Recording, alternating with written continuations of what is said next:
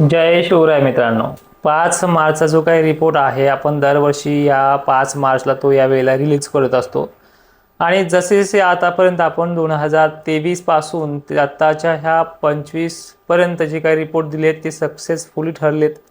आता ह्या 2026चाही रिपोर्ट तुमच्यासमोर मांडतोय. वेळ वाया नाही घालवत, डायरेक्ट तुम्ही रिपोर्ट शेवटपर्यंत पहा. महाराष्ट्रामध्ये यंदा अल निनोचं भाष्य वारंवार प्रत्येक व्हिडिओमध्ये केलं जात आहे. ते अल निनोची जी काही ताकद आहे, ती अल निनोची जी क्षमता आहे ती 40 ते 50 या टक्केवारीनुसार मॉडेलनुसार ती दिसते आहे. पण अल निनो म्हणजे दुष्काळ नव्हे आणि ला निना म्हणजे लय चांगला पाऊस असंही नव्हे. ह्या दोन्हीच्या गोष्टींमध्ये एक मोठा अपवाद देखील असतो, तो म्हणजे एमजीओ फॅक्टर, आयओडी फॅक्टर, इन्सो वगैरे ह्या सगळ्या गोष्टींचा समावेश आहे. हे सगळं आपण ह्या व्हिडिओमध्ये समजून घेऊयात. मान्सूनची टक्केवारी किती निघली हे पाहूयात. गेल्या वर्षी किंवा त्याच्या आदल्या वर्षी किंवा त्याच्याही पहिल्या वर्षी ह्या 4 वर्षामध्ये कसं मान्सूनची साखळी राहिली, त्याचा भारतावरती कसा परिणाम झाला आहे आणि हा येणारा जो काही 2026चा हा आपला जो काही सीझन आहे हा कसा जाईल ह्या व्हिडिओमध्ये शेवटपर्यंत समजून घेऊयात. व्हिडिओ शेवटपर्यंत पहा आणि हा रिपोर्ट अनेक शेतकऱ्यांपर्यंत फॉरवर्ड करा. चला आता रिपोर्टला आपण बघूयात. अल निनो आणि ला निना हा नेमकी भानगड काय आहे पहिले आपण ह्या व्हिडिओमध्ये ह्या इमेजनुसार समजून घेऊयात.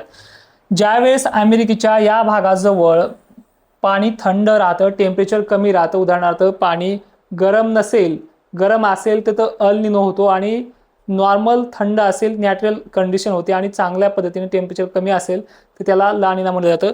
त्या पद्धतीने तिची ॲक्टिव्हिटी असते जी आपण टेम्परेचर जसं 1 2 3 तर ह्यावेळेस अल निनोची तीव्रता जसे ह्या पाण्याची इथं आता वरच्या इमेजमध्ये इथं पाणी ऑस्ट्रेलियाजवळ गरम दाखवलं, वॉर्म वॉटर म्हणतो याला आपण. आणि इथे काय दाखवलंय अल निनो काळामध्ये अमेरिकेजवळ दाखवलेलं आहे. अजून असा पॅटर्न त्या सॅटेलाईटमध्ये दिसत नाहीये, तिथे टेम्परेचर अशा पद्धतीने दिसत नाहीये. तरी आपण याला न्यूट्रल कंडिशन समजून आपण यावरती अभ्यास करतोय. तर गेल्या वर्षी 2025मध्ये हा पॅटर्न भरभक्कम राहिलाय. ऑस्ट्रेलियाजवळ वॉर्म वॉटर राहिलं, ढगांची क्लाउड कव्हरिंगला सपोर्ट मिळत गेला. ट्रेंड्स विंड जे आहेत व्यापारी वारे, ह्या व्यापारी वाऱ्याला हे बाष्प महाराष्ट्राकडे आपण भारताचा विचार करून सांगूयात, आपल्या इंडियन ओशन सिस्टीमचा विचार करून सांगूयात. या इंडियन ओशन सिस्टमकडे हा पूर्ण बाष्प आणत गेला आणि बंगालच्या सागरामार्गे अरबी समुद्रामार्गे जो काही मान्सून आला त्यामुळे हा पाऊस चांगला राहिला आहे. आणि ह्या वर्षी अल निनो सांगितले जाते, पण अल निनोची टक्केवारी मॉडेलनुसार तरी 40 ते 45 एवढीच निघते आहे. आणि 2023ला ज्या साली पाऊस कमी होता त्या साली ही 70 ते 75% पर्यंत गेली होती. त्यामुळे त्या तुलनेमध्ये ह्या वर्षी परिस्थिती तेवढी भयावह नाहीये, तेवढा कठोर दुष्काळ नाहीये. आता अल निनो समजलाय आणि ला निना समजलाय.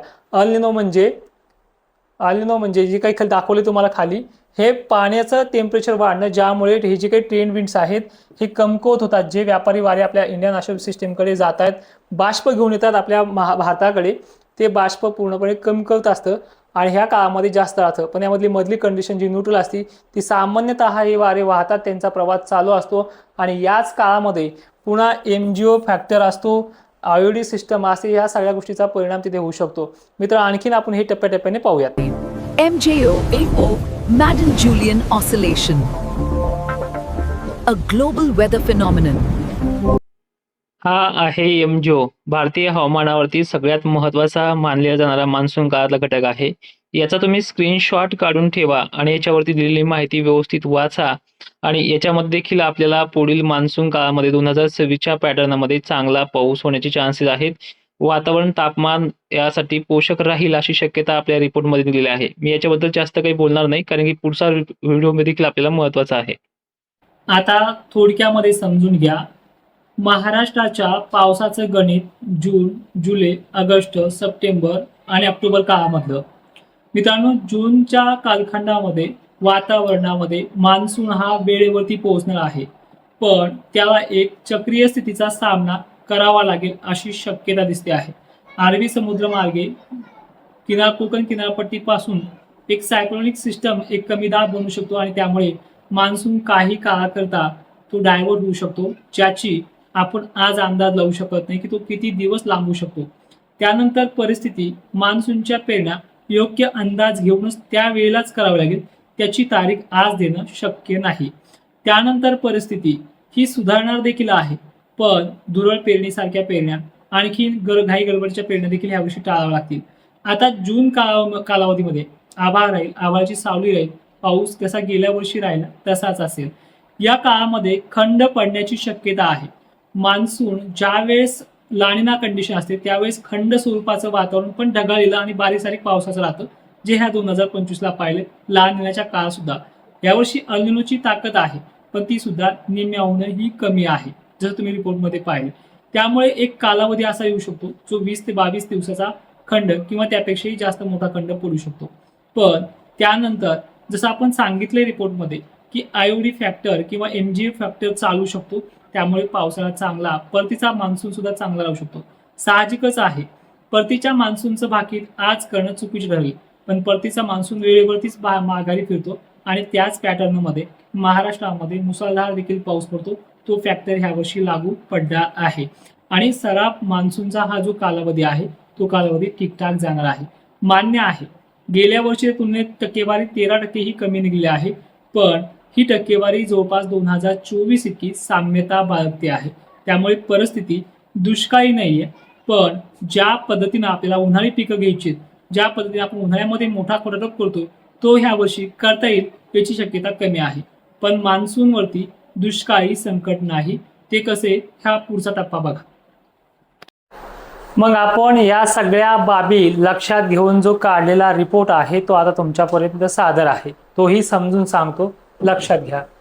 2023 मध्ये अल निनोची तीव्रता बऱ्यापैकी होती, जवळपास 70 ते 80 पर्यंतचा हा प्रवास होता आणि त्यामध्ये साथ पण दिली नाही, आयोडीने दिली नाही आणि त्यानंतर एमजीओने पण म्हणावी अशी साथ दिली नाही.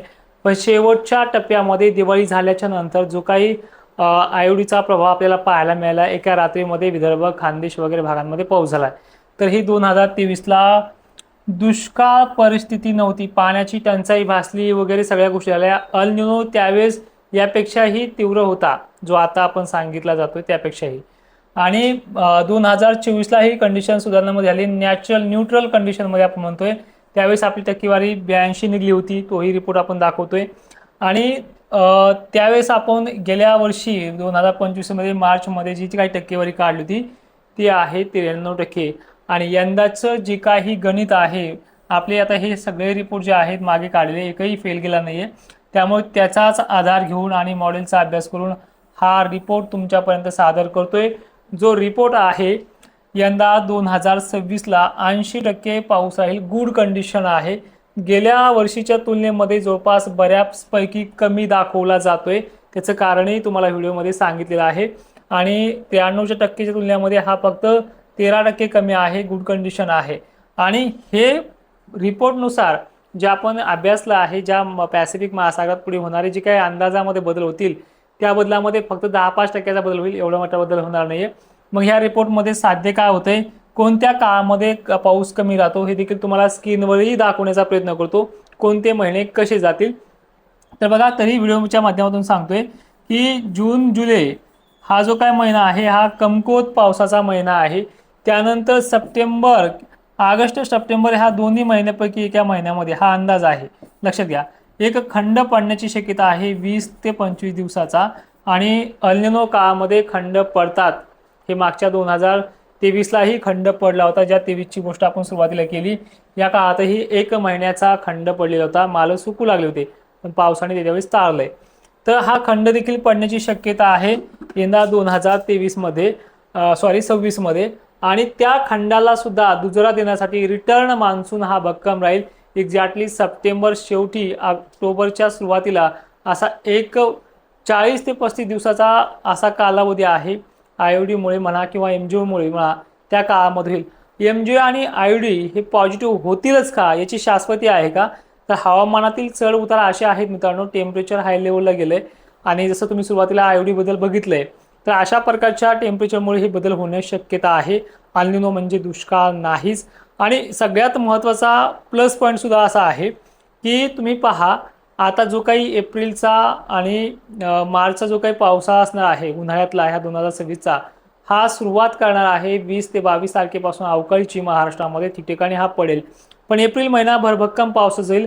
आणि वेधशास्त्रानुसार पाडव्यानंतर आलेले पावसाळा, जसं गेल्या वर्षी पाहिला आपण मे महिन्यामधला पावसाळा, तो एक चांगला पोषक वातावरणासाठी ठरलेला जातोय.